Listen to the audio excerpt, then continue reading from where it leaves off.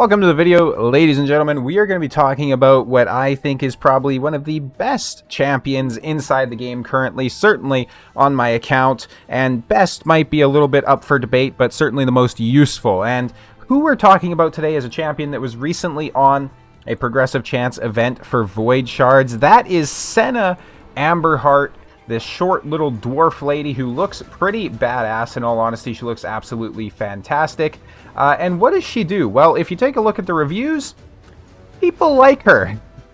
And I've noticed that reviews in Raid can oftentimes be misleading in terms of, either the champion's rated very poorly and they're actually pretty decent, or they're rated very good, but they're actually pretty poor, right? So Senna, though, I think her reviews are absolutely on the money. So what does she do? She has an A1, attacks one enemy, has a 60% chance to instantly activate a continuous heal on each ally.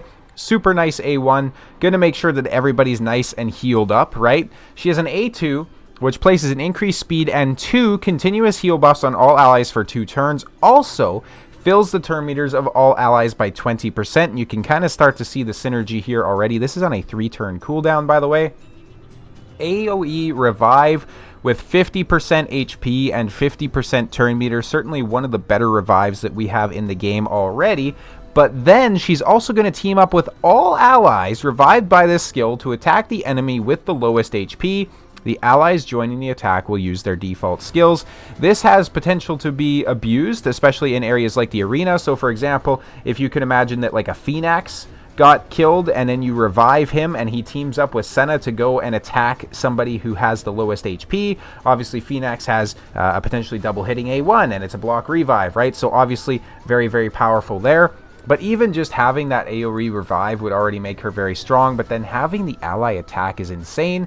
And keep in mind that with this revival, she is also attacking, which means that she has that chance to pop a continuous heal. And then finally, if that wasn't enough, she has a healing glow passive. Whenever a continuous heal buff activates on an ally, and that does include her continuous heals as well, fills the turn meters of all allies by 5%.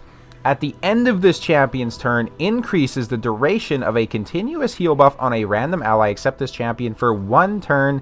This is absolutely insane for a kit, and on top of that, she also has an ally speed in all battles by 19%. Now, Senna, as a champion, seems to be very much targeted towards PvE. She's obviously decent for arena as well, having, this revive and everything like that. But generally for an arena revive, we'd want to see a little bit more to her kit, whether it be, obviously a block debuffs or a veil or, placing some sort of buffs out there, just like an ally protection or something like that, just to keep the allies alive, essentially. But you certainly can use her. She has absolutely been a game changer for me, though, inside the Chimera. Let me go ahead. Well, let's actually take a look at how I have her built first before we do that, because I'll actually show you some gameplay inside Chimera as well. So let's find Senna here. This is the build that I have on her. She has 68,000 HP, 3,800 defense, 328 on the speed. I do actually want her a little bit faster, so if you're trying to build her on your own account, and I know I'm probably like, preaching to the choir here or whatever, because obviously if you can build her with that speed, you're probably going to build her faster, right? And I know a lot of people are going to look at this and be like, well, those are absolutely crazy stats. Keep in mind, I'm also trying to hit Nightmare and Ultra Nightmare Chimera, so if you're not quite there yet, you can probably build her perfectly fine with some lower stats, obviously, right? So I want her with more speed. I would also like to have her with more resistance, essentially, just to keep the buffs that she places. But she is in a very solid build. In terms of the set, she's in a 3-piece Supersonic, a Speed, and then a 1-piece Pharaoh, which was just kind of, a really good piece that I had, essentially, with, like, what is a triple speed roll, HP defense, and resistance. A very, very tanky piece, obviously. So, in terms of masteries, I don't have any masteries on her right now, apart from, like, just the very basics. If you're building her out, though, what I would say would be a good way to go is kind of get these rejuvenation, obviously, and then come down in this section on the defense tree, and then I'd recommend retribution and deterrence so that she has a chance to counterattack and pop those instant heals. I'd also recommend getting potentially, well, she's not really going to benefit from those, so healing her every time somebody's killed might be useful. Getting a turn meter increase when a buff cast by her is removed or expires would be absolutely huge. Obviously, if you're not running her in a specific speed tune composition. Cycle of Magic would be very nice as well. And then obviously Spirit Haste would be good since she is a reviver. Getting Lasting Gifts, and then finally Timely Intervention would be probably the way that I'm going to build her when I have her mastered out. I do have some pretty crazy gear on her, obviously, so having the lack of masteries and lack of a blessing I think will help to make it more accessible for other players, because, you know, once you get masteries, she's going to be significantly stronger. If you get a blessing, she's going to be certainly significantly stronger as well. For a relic, I don't have anything on her quite yet, but what I would strongly recommend is going to be the Journal of Necrodos, which I do have a few of them, but they're all equipped on people right now. So the Journal of Necrodos is going to mean that her heals and turn meter increase effects applied to allies are boosted by 15%. As you level this up, it'll go to a full 30%, which is pretty insane. The thing to consider, though, is obviously she doesn't benefit from the heal boosting because she's not healing people. She's just popping continuous heals. So that being said, let's see how she plays. We're going to go into Chimera here and just show you how ridiculous this can be. I am going to go ahead and run her on Ultra Nightmare. Now, forewarned, I have not run this team on Ultra Nightmare yet. I don't know if it's going to work. This is probably the most free-to-play friendly team that you're going to see. The only exception here being Senna herself, obviously, but she could very well be replaced. And then obviously, so Lady of Irith is actually quite important as well. Now, I'm not going to lie, I have always been a fan of Lady of Irith, like, since the start. I put out a video on her showing how you could build her with, like, you know, refresh accessories and cooldowns and stuff like that. And in that video, I did actually reach out to some higher tier content creators. I won't mention names here, of course, but I said, hey, look, this champion is actually really good.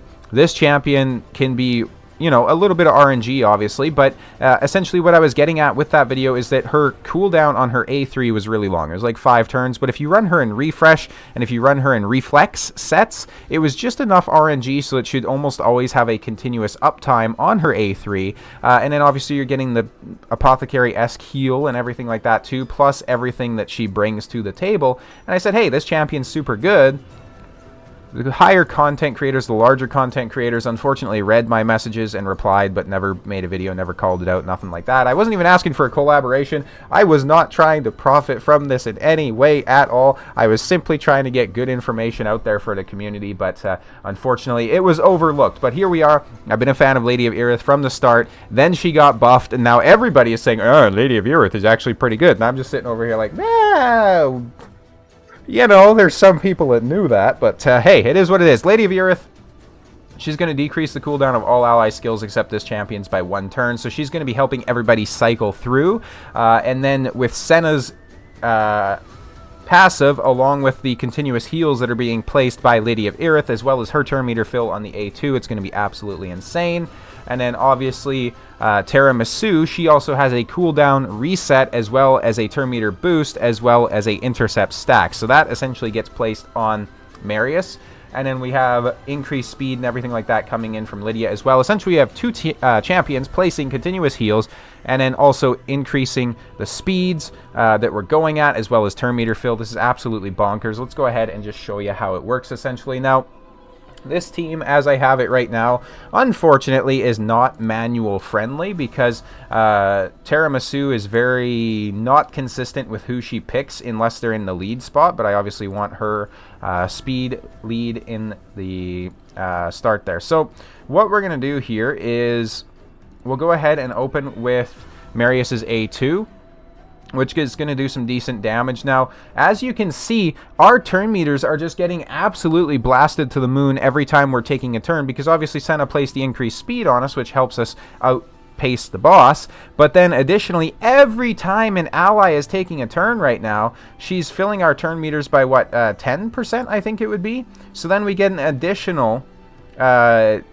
continuous heal out there, which is just going to increase that turn meter fill even more. So let's look at her passive. Yeah, 5%. So right now, with 3 continuous heals on our team, every time somebody takes a turn, they're getting their turn meter filled by 15%. And it's not just them, it is the entire team. So if you look at when Senna takes her turn here and one of these pop, you can see even Lady of Irith, as well as, for example, Tiramisu, they're getting their turns just absolutely blasted through the roof. And then obviously, well, we kind of fucking died there because I buffed up too much. But obviously what's going to happen now is we can just cycle through our turns very easily with Marius. We use the reset, turn meter boost, and all that sort of stuff on Marius. We are actually going to go ahead and revive here as well.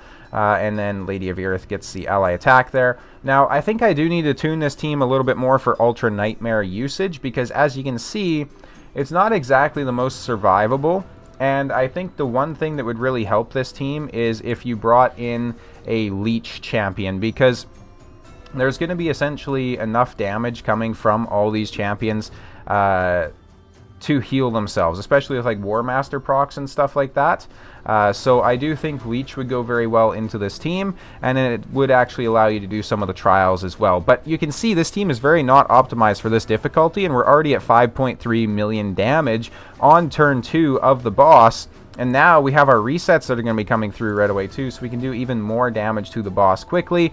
Obviously, if you could slot in like a secondary damage dealer or something like that as well, it would get even better, right? If you have Marius in a full like 9-piece set where he's going to do these things, that's going to help out quite a bit as well. We're going to boost the turn meter of Marius there because I want him to go in front of Tiramisu, but he does not, unfortunately. But we have our full abilities available now, so we'll go ahead and pop those.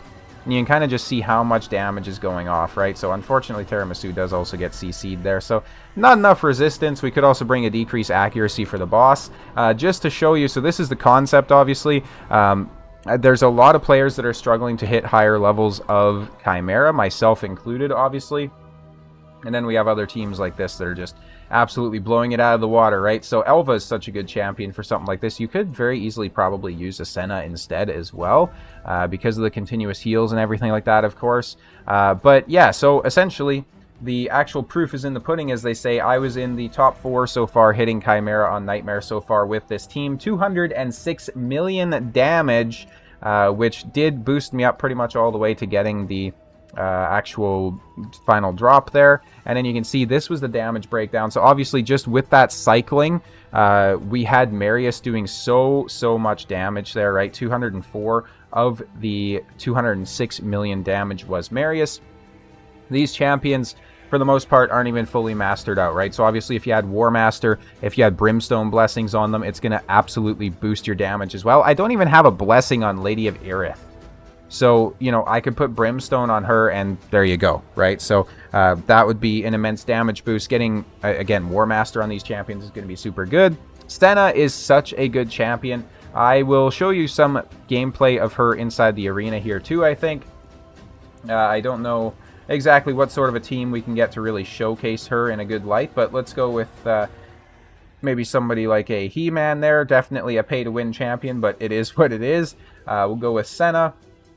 We'll bring in Lady Noelle, who will actually be our lead, and then we'll bring in like Crixia or something like that as well, and we'll go against this speed team here and just see what we can make happen. Obviously, if He-Man gets taken down, then Senna's revive is going to bring him back, and apparently my 360 speed Crixia is faster than the enemy team's Arbiter, which it is what it is. We get the AoE freeze there from Lady Noelle. We get the increased speed. This is going to be nice too, because you can already see, like, you know, the turn meter increase is just going crazy every time somebody takes a turn. Crixia is going to metamorph here. You can see everybody's turn meter is getting boosted again. Then we boost the turn meter with Crixia's A2. Then we're going to go ahead and, you know, heal up and all those sorts of good things. And then we're going to go ahead and A1 here into the Wukong. Get another detonation. More turn meter boosting. You can see how ridiculous this is. Like, the amount of turn meter boosting that's actually happening here is pretty insane. We're going to reset everybody's cooldowns. Then we're going to come in. We're going to do probably just a block buffs here because I want to freeze the Sun Wukong when he comes back. We're going to do the A2, get some more continuous heals, more turn meter boosting, another A3 from He-Man, and just absolutely wipe them out there. So you can see she did obviously a lot of healing, but more importantly, the amount of turn meter boosting she's doing on these teams is just absolutely insane. Let's try something like this. It does actually have a mythical champion attached to it as well, so I'd certainly expect to see a little bit more speed and whatnot. Apparently, we're still outspeeding them. So, you know, Gold 5 Classic Arena is kind of a smorgasbord in terms of what you're going to find. So, it is what it is. I guess the only thing to be careful of course, is don't run her against like a, you know, a Torment or something like that, because of the amount of buffs she's placing out there. It's obviously not going to be a good time for you. So, that's the one thing to consider. Let's go ahead against like maybe a tankier team like this. They have a, what was that, UDK I seen in the lead? That is odd. Increasing their defense on a team that doesn't really have defense-based champions is a decision of all time. The one thing I'm worried about here is obviously the Rotos can probably come through and start smacking people, which would be a bit unfortunate. We do get the freeze there as well. Let's get the turn meter increase here. The one good thing about Rotos, though, obviously, is he's not really too phased. Or not by Rotos, sorry. About this team is we have 2 revivers, so it can certainly help out a little bit. We'll just go in on the Sifi there. Nothing really going to happen anyways. We'll A1. We get some more turn meter boosting coming in here. Our He-Man does get taken out, unfortunately, but this is kind of what I was talking about, the strength of her, right? So we can come in here. Now, Noelle's going to go first, and she doesn't have a revive available quite yet, so we are just going to save that. We'll do A1 on He-Man again. We get an ally attack there in on Noelle, which is a bit sketchy, but she does survive. Noelle's a fantastic champion too. Now we're going to do the revive, and then we're going to ally attack the enemy with the lowest HP, which in this case at least was obviously the UDK, which we weren't really, you know, going to kill because he's in stone skin, but it is what it is. Now we'll try to get the increased speed and everything like that there. I think we'll go ahead and just try to A2 into the UDK again. We almost take him out. And now this is an incredibly tanky team, obviously, to be going against with like an attack-based damage dealer and no UDK or anything like that. But we already have a revive back on Senna as well. So we can just go in there and start smacking people. We'll go in here and just hit the Sifi. Sifi's going to come in, boost up the turn meter and everything like that. And then we do have He-Man's A3 available, so I think we'll go ahead and smack in. We'll try and get the AoE freeze. They have block debuffs. I'm not sure why I did that, but it is what it is. We'll come in here. We'll use Crixia to try and lock them out again.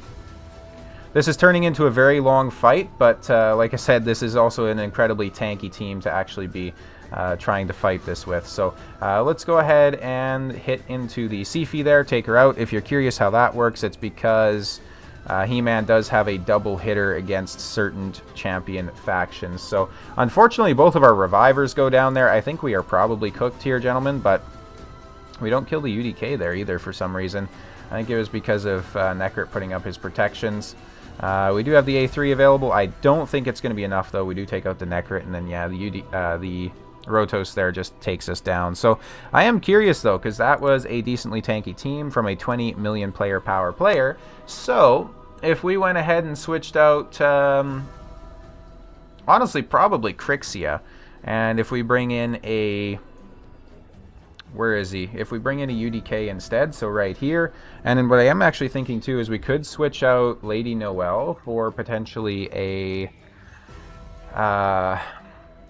Tiramisu, because I do think Tiramisu is a very strong champion, even though she's not really used in the late game or anything like that. My Tiramisu is my second most powerful, or not powerful, speedy champion on my entire account. I have her at like 370 plus speed, so she's definitely going to cycle through some turns. We'll go ahead, A2 into the UDK, doesn't do a whole lot of damage there. We'll go ahead, reset the He-Man, boost his turn meter. UDK is essentially just going to be keeping on eating those hits from Rotos, so the Rotos ain't going to do much. We're going to hit into the UDK again, almost take him out this time. Guess what? UDK also brings continuous heals, so we have now additional continuous heals that are going to be popping on our team to increase our turn meter every single turn. Realistically, if you're just wanting like absolute turn meter decimation, you could run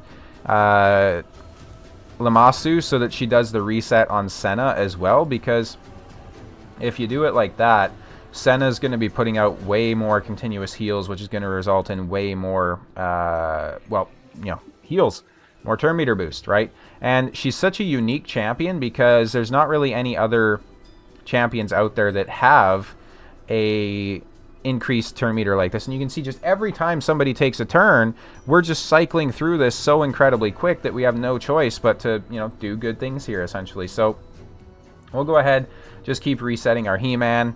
We'll keep smacking into this UDK. He-Man's so nice because of how he can smack through the stone skin as well. So unfortunately for the Rotos, his UDK is now down, so we can start targeting him directly. He-Man's A1 is very strong against Rotos as well because of the double hitter, of course, so he gets absolutely smacked into oblivion. 1 minute and 37 seconds. That would have been significantly faster if I had done it on auto.